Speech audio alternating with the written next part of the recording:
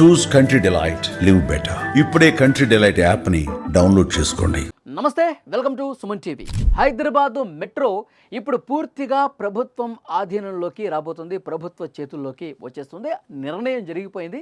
ఏదైతే ప్రభుత్వం చేతుల్లోకి వచ్చేటువంటి ప్రక్రియ కూడా స్టార్ట్ అయిపోయిన పరిస్థితుంది. గత కొన్ని రోజులుగా దీని మీద చర్చలు జరుగుతూ ఉన్నాయి. నిన్న ముఖ్యమంత్రి రేవంత్ రెడ్డి గారి నేతృత్వంలో ఎల్ఎన్టీ చైర్మన్ కావచ్చు, ఎండీ కావచ్చు, హైదరాబాద్ మెట్రో రైల్ ఎండీ కావచ్చు, ప్రభుత్వ ప్రధాన కార్యదర్శి, అధికారులు అందరూ కూడా కూర్చొని నిర్ణయానికి వచ్చేశారు. ఈ మెట్రో పూర్తిగా తెలంగాణ ప్రభుత్వం ఆధీనంలోకి వచ్చేస్తోంది. అసలు సమస్య ఏ విధంగా మొదలైంది అంటే, మొదటి దశ నిర్వహణకు సంబంధించి పూర్తిగా మాకు అప్పులు పెరిగిపోయినాయి, నిర్వహణ మేము చేయలేకపోతున్నాం, అప్పుల మీద వడ్డీలు కూడా పెరిగిపోతున్నాయి. ఈ దశలో రెండో దశ కూడా మేము చేపట్టడం అనేది చాలా కష్టమైనటువంటి పరిస్థితి ఉంది. రెండో దశ అసలు ఎట్టి పరిస్థితుల్లో ఎల్ఎన్టీ చేయదు. మొదటి దశ కూడా మీరే తీసుకోండి, మేము ఏదైతే ఇంతవరకు నిర్వహణ చేశామో మాకు రావాల్సింది ఏదైతే ఉందో అది మాకు ఇచ్చేస్తే మేము పూర్తిగా బయటికి వెళ్ళిపోతాం అని చెప్పారు.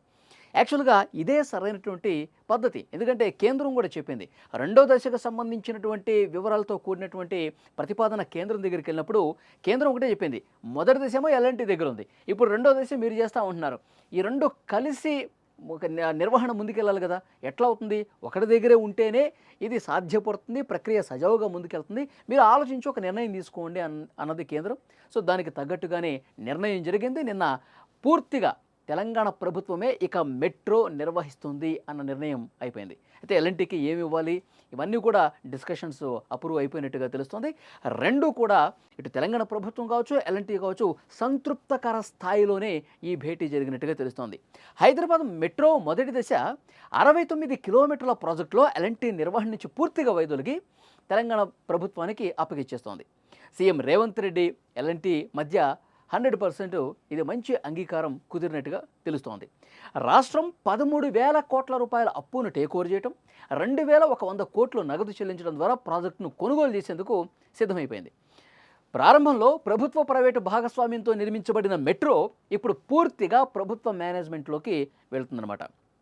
ఇక హైదరాబాద్ మెట్రో మొదటి దశ ప్రాజెక్టును ఇప్పుడు నడుస్తున్నది ఏదైతే ఉందో అది తెలంగాణ ప్రభుత్వం ఆధీనంలోకి తీసుకునేందుకు ఆల్రెడీ రంగం సిద్ధమైపోయింది. ముఖ్యమంత్రి రేవంత్ రెడ్డి గారు, ఎల్ఎన్టీ సంస్థల ప్రతినిధుల మధ్య పూర్తి స్థాయిలో చర్చ జరిగింది. హైదరాబాద్లో ప్రజా రవాణాను మెరుగుపరచడంలో కీలక పాత్ర పోషించిన ఈ మెట్రో ప్రాజెక్టును ఇకపై పూర్తిగా ప్రభుత్వమే నిర్వహించబోతోంది. ఎందుకంటే ప్రజా రవాణా పెరుగుతుంది. హైదరాబాద్ చుట్టుపక్కల ప్రజా రవాణాని మరింత మెరుగుపరచడం కోసం ఇంకా రెండో దశ కూడా వస్తుంది కాబట్టి ప్రభుత్వం ఈ నిర్ణయం తీసుకుంది. ఈ మెట్రో ప్రాజెక్టు నిర్మాణానికి ఎల్ఎన్టీ సంస్థ 13,000 కోట్ల రుణాన్ని తీసుకుంది. ఆ రుణాన్ని ఇప్పుడు రాష్ట్ర ప్రభుత్వం తన ఆధీనంలోకి తీసుకుంది. ఎల్ఎన్టీకి 2,100 కోట్ల రూపాయలు, ఎల్ఎన్టీకి 2,100 కోట్ల రూపాయల నగదు చెల్లించేందుకు ప్రభుత్వం సిద్ధమైపోయింది. మెట్రో రైల్ వ్యవస్థ నిర్వహణకు సంబంధించిన ఖర్చులు ఎక్కువైపోవడంతో ఎల్ఎన్టీ సంస్థ ఈ ప్రాజెక్ట్ని వదిలించుకుంటోంది. నిర్వహణలో చాలా ఇబ్బందులు ఎదుర్కొంటున్నాం, నష్టం వస్తుంది కాబట్టి దీన్ని ప్రభుత్వానికి ఇవ్వడానికి సిద్ధపడింది. ఎల్ఎన్టీ సంస్థ ప్రభుత్వానికి చాలా లేఖలు రాసింది. పదే తాము వెళ్ళిపోతాం ప్రభుత్వం కూడా విసిగెత్తిపోయింది. ఎప్పుడు ఇక వెళ్ళిపోతాం అప్పులన్నీ చెప్తుంటే ఈ ప్రభుత్వం కూడా ఎందుకు ఎల్ఎన్టీకి ఇంత భారం పెట్టడం, అదేదో మనమే నిర్వహిద్దాం. ఎందుకంటే దేశంలో 23 మెట్రోలు ఉంటే ప్రైవేట్లో ఉన్నటువంటి ఒకే ఒక మెట్రో హైదరాబాద్ మెట్రో ఇప్పుడు పూర్తిగా ఇది ప్రభుత్వం చేతుల్లోకి వెళ్ళడంతో అన్ని మెట్రోలు కూడా ప్రభుత్వ పరమైపోయినటువంటి పరిస్థితి ఉంది. హైదరాబాద్ మెట్రో మొదటి దశ అనేది హైదరాబాద్ నగరంలో ప్రజా రవాణా వ్యవస్థను మెరుగుపరచడానికి రూపొందించబడిందనమాట. ఇది పబ్లిక్ ప్రైవేట్ భాగస్వామ్యం పీపీపీ కింద ప్రపంచంలోనే అతిపెద్ద ప్రాజెక్టులో ఒకటిగా పరిగణించబడింది. 69.2 కిలోమీటర్ల పొడవుతో 3 కారిడార్లు ఏర్పాటు చేసినటువంటి పరిస్థితి ఉంది. ఇప్పుడు రెండో దశ కూడా దాదాపు 160 కిలోమీటర్లు 8 లైన్లతో రాబోతుందండి. ఎందుకంటే ఇక చాలా చోట్ల మెట్రో ట్రైన్ రావాలని చెప్పి డిమాండ్ ఉంది. అటు మేడ్చల్ కొంపల్లి ఆ రూట్లో కావచ్చు, ఇటు టోలీచౌకి అత్తాపూర్ ఈ రూట్లో కావచ్చు, ఇట్లా పాత బస్తీ కావచ్చు చార్మినార్ దగ్గర. సో ఇలాంటి ప్రాంతాలన్నీ కూడా హైలీ డిమాండ్ ఉన్నటువంటి ప్రాంతాలు. మెట్రో ఇటు కూడా వస్తే బాగుంటుంది, ప్రయాణికులకి ఇంకా మరింత సౌకర్యం వస్తే బాగుంటుంది. ప్రయాణికులకు ఈ రవాణా ఎప్పటికప్పుడు ఆ డిమాండ్ పెరుగుతున్న నేపథ్యంలో ప్రభుత్వం కూడా ఆలోచన చేసింది. ఎల్ఎన్టీ ఇప్పటికే తలబాదుకుంటుంది కాబట్టి, ఒకవైపు డిమాండ్ కూడా బాగుంది కాబట్టి పూర్తిగా ప్రభుత్వం తీసుకుంటేనే 3 ఏళ్లలో రెండో దశ కూడా కంప్లీట్ చేసి హైదరాబాద్ ప్రజలందరికీ మెట్రోను మరింత దగ్గర చేయాలన్నటువంటి పరిస్థితి ఉందన్నమాట.